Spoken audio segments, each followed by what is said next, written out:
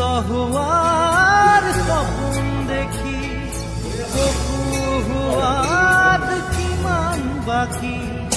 জীৱন দিয়াৰ ক্ষমতানো কাৰ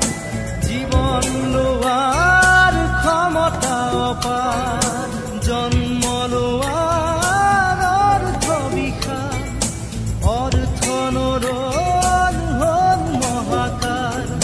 শিশুৰ মুখৰ হাঁহি কেতিয়াকে ঘূৰি আহি শিশুৰ মুখৰ হাঁহি